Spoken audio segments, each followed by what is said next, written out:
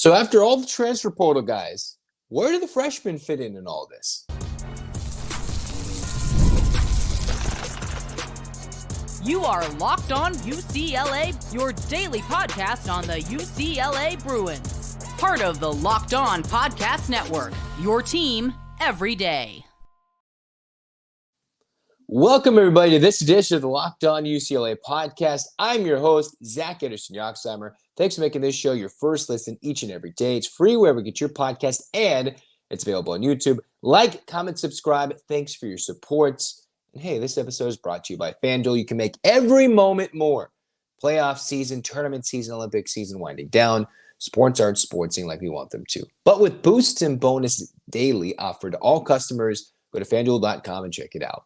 What we're checking out today, analyzing, are the two UCLA incoming freshmen.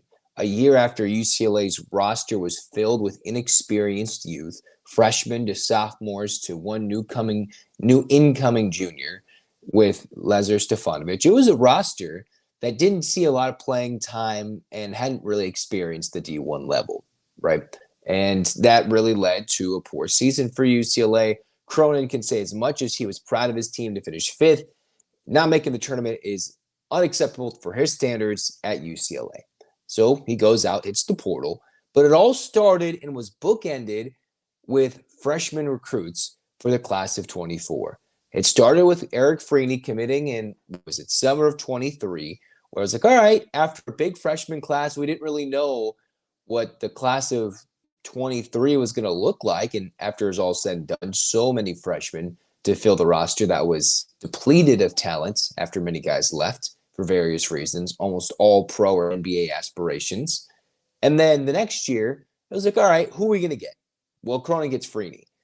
And you wondered, all right, this is a guy who is written up in the LA Times, a guy that can play defense. This is what the scouting report has on him from on three. And this is what Eric FREENY says about himself. I'm the type of player to make winning plays and do the things other people wouldn't want to do. I describe myself as a Jrue Holiday type that plays defense and knows how to score, finishing off with the quote, and I believe I used this when he committed, let's bring home the championship home. And what's interesting is those are quotes said by Eric FREENY in July of 23. Now Jrue Holiday's stock has risen so much because he literally was one of the most important pieces for the Boston Celtics championship run, especially in the finals, to help lock down the top scoring duo of the Dallas Mavericks. And then here he is playing on the Olympic team, making a big impact on a team that's filled with stars, right? That you never know who's going to play. That's the type of player he says he is. And remember the LA Times writing something on him. This is a coachable guy that can take tough coaching that Mick Cronin is going to provide. And with him rising into 3- and 4-star status, then FREENY can provide somebody who could be stable for 2, maybe 3 years. Maybe he's a 4-year player. Now, I'm not sure he's going to get that first crack at starting initially. I talked to in the last recent UCLA podcast, Locked On UCLA podcast, about how I expect now between Sebastian Mack, you've got Sky Clark, you've got Dominic Harris, who's supposed to come in and drop in threes. What UCLA is looking for, as much as FREENY was recruited as a shooting guard, is backup point guard and somebody who can play defense out of the two. And what UCLA has right now is Kobe Johnson as your starting 3. Bilodeau is your 4. You've got Daly who can rotate in. You've got Kyle who's expected to play. Diamar who's going to fill the big roles there. And you're still looking for Stefanovic to get time. You're looking for Brandon Williams to get time. So you're really squeezing out. UCLA's most likely not going to go with the true small ball lineup that's going to see FREENY get stretched to any positions unless the press that Mick Cronin is kind of hiding but poking hints at that if FREENY can play defense, that is where his role will be as a guy who can come in and help play the press defense and score some baskets when UCLA needs him. And I do expect FREENY to get some playing time. I'm not expecting him to get 0 minutes this year, but there will be times when there'll be large stretches I think FREENY will be on the bench unless his defense is so great and so important to this new style Mick Cronin might bring to UCLA consistently in this season with the backcourt depth that they might go more and more, he's going to have to battle for minutes in the backup point guard role and backup shooting guard role, which I think is even deeper on the depth chart at the number 2 versus the 1. Now, where you look at Trent Perry, who I think rounded out this class and just showed what a masterclass effort it was for Mick Cronin this recruiting season, where previous season they go international, they go again and again, and most of the players didn't work. Cronin says, I'm not going to go that much with the freshmen, right? That's what he's alluding to with the portal, NIL, keeping guys at school, even if they're not pro ready, get them developed at college and be good players for 1, 2, 3, and maybe a Hawkeye situation 4 years, or Tiger Campbell. That is what UCLA can play with nowadays, with the NIL they can offer, the scholarships they can offer, and just the brand they can offer. And Trent Perry, after decommitting from USC, after the Andy Enfield situation went down, it was a little bit ugly after it all went down, not between Trent Perry and Andy Enfield, but, he had Bronny leaving, he had Andy Enfield, weirdness going on at the USC program. He says, all right, I'm going to reopen my commitment. Goes to UCLA at a time where UCLA had scholarship spots filled. They created a spot for Perry. Now, I'm not saying he's going to start right away. I can see comments. I know there's spots that he might start. I do not think he'll get the first crack at starting. As good as he is, this is what Trent Perry was, an 18-point-per-game scorer, McDonald's All-American, borderline 5-star in high school, coming out of Harvard Westlake. And he is somebody who is in the top 30, basically, in overall national rankings, committed with UCLA, the last commit. So ironically, the first and last commits, almost a year apart, a little less than that, ended up being freshmen. And Perry comes in. Cronin's thrown Perry's name out a little bit more in interviews than FREENY, which in my case makes me think the talent and the potential for immediate playing time is a lot higher with Trent Perry. And one of the quotes in the scouting department written by On3, this is Jamie Shaw's scouting report on Trent Perry: smooth feel for the game, mental toughness, good positional size, well-rounded skill set. Well, UCLA's got 2 6'4" guards coming in Perry and FREENY. So they got decent size for their spots. He's a smooth shooter, range off the bounce and off the catch. So UCLA, as we know, needed scoring, shooting, and everything. But the transition from the high school three-point line to the college three-point line is still something to see. So what I'm expecting is he will be the backup point guard. What this says is he is also a capable ball handler. All right, simple. Who was the backup point guard in their freshman season? That was Dylan Andrews coming in for an older Tiger Campbell. So I'm not expecting 3-ish minutes, but Perry can get on there. And what it says, continuing on in this quote from the On3 site, gets teams into sets, handle the pressure of attack defense. And there's been times in recent years where Dylan Andrews or any UCLA point guard couldn't handle the pressure. Whether it was Illinois in 22, right, when they had a veteran roster, couldn't handle some pressure. Maybe it was last year when they would cough up the ball to Oregon and a loss to Eugene. Now you're going to have somebody who can handle the point and get some minutes and still get some buckets. And in my mind, depending on how well he can transition from the high school game to the college game with the three-point line move back, he can be a better shooter than Dylan Andrews, especially during his freshman season. One of the things that he lacks, though, apparently, is top-end burst and is an average athlete. Well, all right, we don't need the point guard to be the superior athlete. We've seen the burst from Dylan Andrews. You get a change of pace type guy that's still 6'4". You bring him in, you get a sizable point guard who can get some buckets, shoots, and if you give him space, he'll knock it down. He doesn't need to score 10 a game. Run the offense. Don't turn it over when you got to give Dylan Andrews some rest. And if he can play some top-end defense, he will get some minutes on this team. One of the open spots, 2 open spots really for this UCLA team. It's the 5. Mick Cronin really put it out there. Diamar, Kyle. I'm expecting Kyle to get starting spots. He's athletic. I watched highlights. He's good off the bounce. He's good in the paint. He can defend as a rim defender and a primary rim defender. But you go back to Trent Perry, and what is UCLA needing? They're needing somebody to take over for Dylan Andrews so he doesn't have to play 40 minutes a game. They have the depth that he doesn't need to. They've got the capable ball handlers who can do so. And I think Perry will be able to crack that spot immediately. He won't start. He will get playing time, but there is a lot of competition. Is Mac going to want to battle for a spot? And that's the starting 2 guard or the backup point guard, or is that Sky Clark? Or is he going to have the ball out of his hands and be a catch and shoot shooter? There's so many different options Mick Cronin can go with that I think FREENY will be more of a developmental role unless his defense is placed at a premium and he gets more minutes that way. Perry, with so much interest in UCLA vested in him to come so late in the recruiting season, I expect him to be one of the key reserves off the bench in a pivotal role when Dylan Andrews is out, and he'll get that crack if he earns it in practice, if he continues to grow, and if all the high IQ player, footwork, and what this scouting report says about an incoming freshman is true, then the intangibles he brings at a position of importance for Mick Cronin's offense, then he will earn minutes and give Dylan Andrews some much-deserved rest as long as he can handle any pressure. And mind you, they're playing in top-tier road environments this year, right? You're not going to Cal when there's 200 people or Stanford where there's 200 people. You're going to have screaming fans in your face, full court pressure, the craziest of atmospheres that these freshmen are going to have to handle while gelling with transfers and current UCLA players. So I expect Perry to get more PT early. And I think, hey, depending on how it develops in the summer, into the fall, into early winter, Perry's got that chance. And FREENY will be a good UCLA player.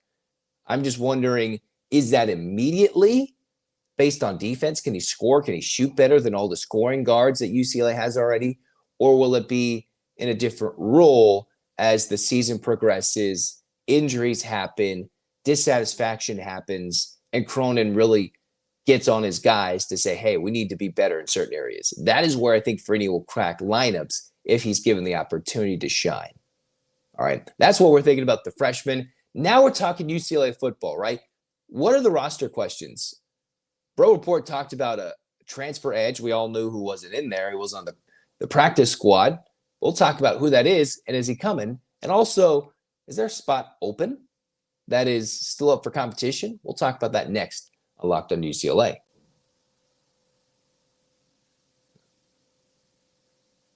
I love sports. It's obvious now, right? I love them so much. You love them. You're watching the pod. You're watching the pod. But the playoff season, the Olympic season, the tournament season is winding down, and we get fewer games. And sports aren't sportsing like I want them to, and they won't be.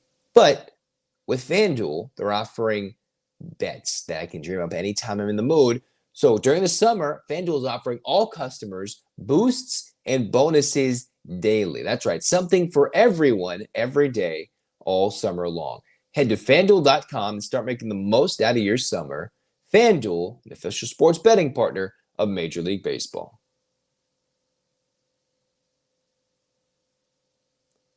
Cruising on to the second segment of Locked On UCLA, we're talking UCLA football, news and notes out of fall camp.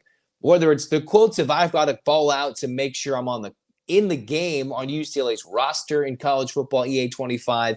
Maybe you're thinking, hey, it's a buffet, it's an offense. Those are quotes from Rico Flores Jr., quotes from Logan Loy about the new offense brought in by Eric Bieniemy. Yes, an NFL playbook is going to be much wider in variety compared to what Chip Kelly has. And that's Chip Kelly, who was an offensive guru, but you're bringing in Bieniemy, who's just got a completely different style and is going to open things up with a very talented bunch. All right? So the excitement is there. They keep talking about the offense, but you're not going to really get anything other than who might get the first start, who might get the first reps, get those certain plays, and Bieniemy doesn't give a bleep. He'll tell the players, all right, I'm going to be on your butts and I'm going to tell you what you need to know and how you need to do it. All right, to get in the offense and run the routes right, make the right reads in order for Garbers to hit you on the run in open space as opposed to needing to fit in to traffic.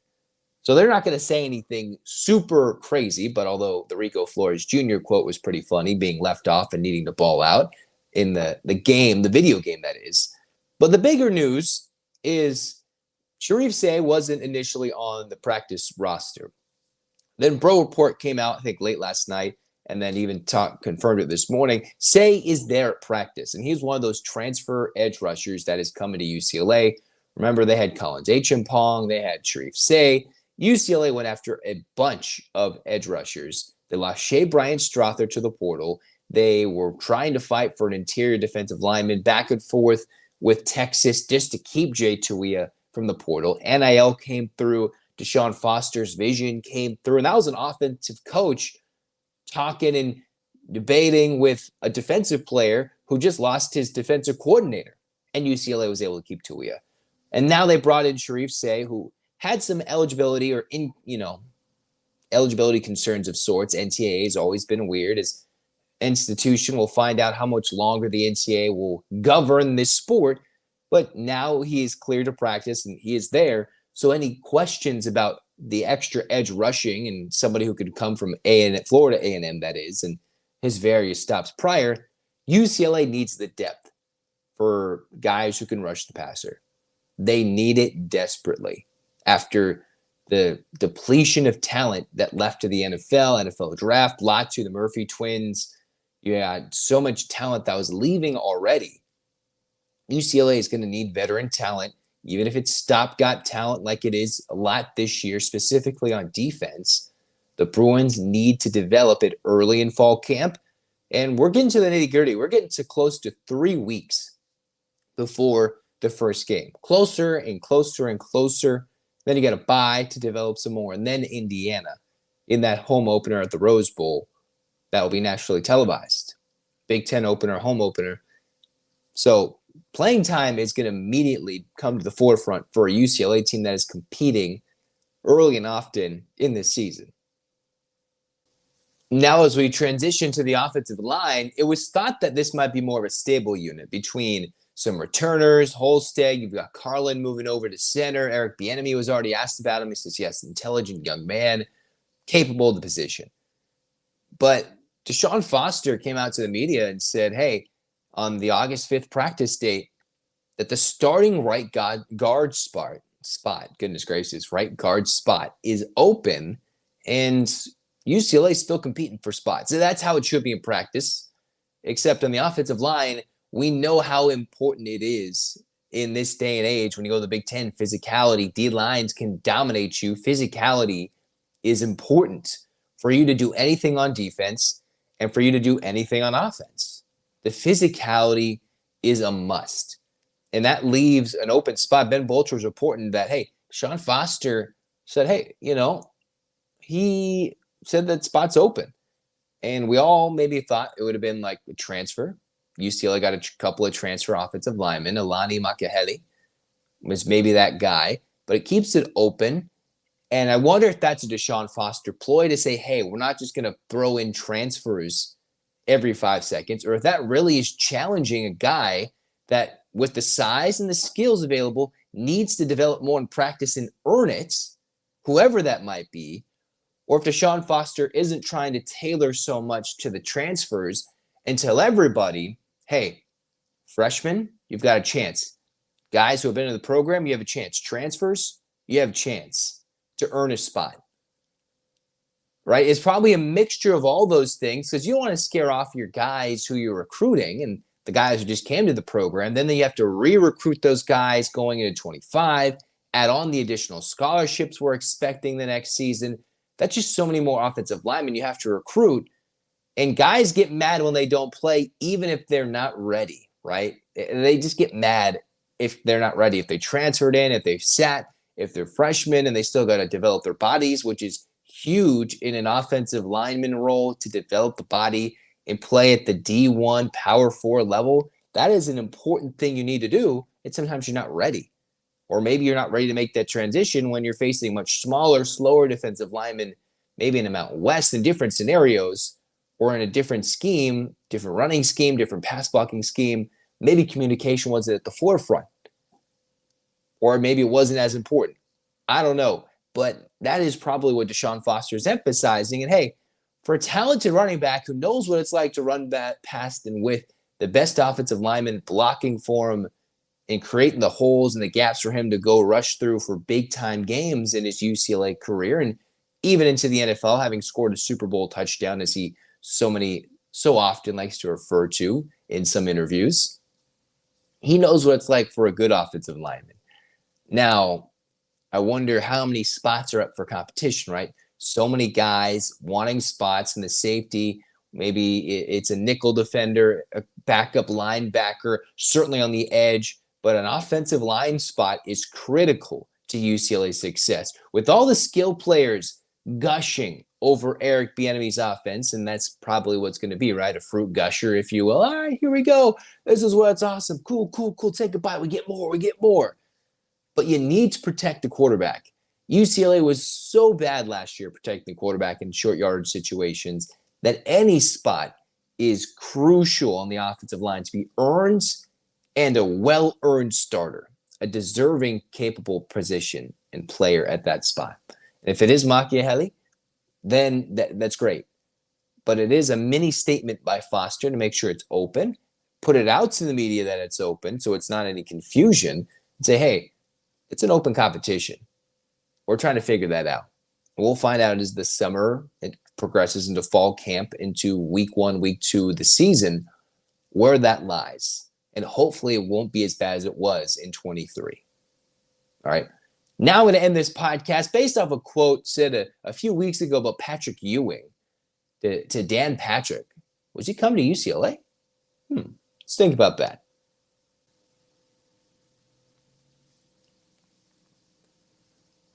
Passion, drive, and patience. The formula for winning championships is also what keeps your ride or die alive. eBay Motors is everything you need to maintain your vehicle and level it up to peak performance. Superchargers, roof racks, exhaust kits, and more. Whether you're into speed, power, and style, eBay Motors has got you covered. Over 120 million plus parts for your number one ride or die. You'll always find exactly what you're looking for with eBay Guaranteed Fit. Because with eBay Guaranteed Fit, you're going to find your part it's guaranteed to fit your vehicle, your ride, every time or your money back. And with eBay Motors, you're burning rubber, not cash. All the parts you need at the prices you want. It's easy to make your car the MVP and bring home huge wins. Keep your ride or die alive at ebaymotors.com. Eligible items only. Exclusions apply. eBay Guaranteed Fit only available to U.S. customers. All right, cruising on to the final segment of Locked On UCLA, a funny one. You're probably sitting here, you looked at the banner, you're like, what does Patrick Ewing have to do with this? All right, well, something finally circling back a little bit. Patrick Ewing shared with Dan Patrick on the Dan Patrick Show that what could have been? What could have been? He nearly chose UCLA after a whirlwind recruiting cycle that saw him choose Georgetown, win a national championship with the Hoyas, almost spurned all the Boston schools, almost chose North Carolina. UCLA was actually, according to him, number two that UCLA almost could have had, right? And the Bruins in the 1981-82 season, that was the first year of Larry Farmer, right? The fourth coach since John Wooden. And the UCLA that year started number two in the preseason poll. That was after Larry Brown, who had a 2-year stretch at UCLA, if you remember those years. But into the 81-82 season, that's what UCLA had. They were preseason number 2, finished 21-6, number 2 in the Pac-10 at the time behind Oregon State.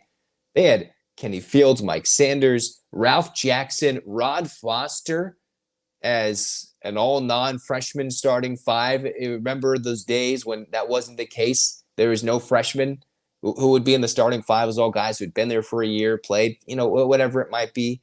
So you had Patrick Ewing, who could have been a part of that team.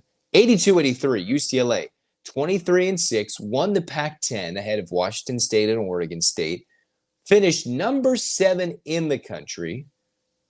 And also they had Kenny Fields, Foster, Jackson there for another year. Those are guys Ewing was telling Dan Patrick, I could have played with those guys.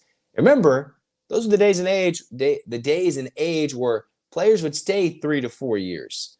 So if you go into a junior season, that's when UCLA started to struggle, right? When it would have been Patrick Ewing's junior season, 17-11. They're 4th in the Pac-10 behind Oregon, Washington State, Oregon State. Still had Kenny Fields, Ralph Jackson. But UCLA would have loved to have a dominant center, right? And it still got worse. But what's funny is then they start joking about the battles with, Reggie Miller. Reggie Miller, during Ewing's senior year, was a freshman. That's when Walt Hazzard became the UCLA coach. NIT championship in 1985, 21-12, tied for third in the pack with Oregon State, Arizona. So bona fide, could have been a game ahead in first, or were the fifth best team, depending on how you thought about it in that year. What was an even Pac-10 year in the 1985 year.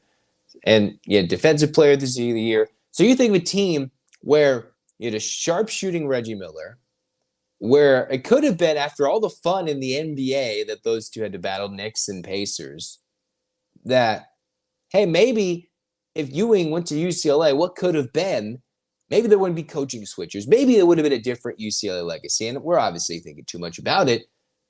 But those years when UCLA was top 10 good, Pac-12, Pac-10 championship good, top 5 in the country, and then when they slipped out of the postseason a couple of years, you brought in a dynamic scoring guard. You could have had a superstar center. Even Ewing was joking. He was slimmer. He could run. That would have been a good pick and pop, good lob, central, whatever it would have been. Defense in the post, shooting from deep. Man, you don't even need a coach at that point. If you had that good of a shooting combo and a dominant center like Ewing, dude, you serious?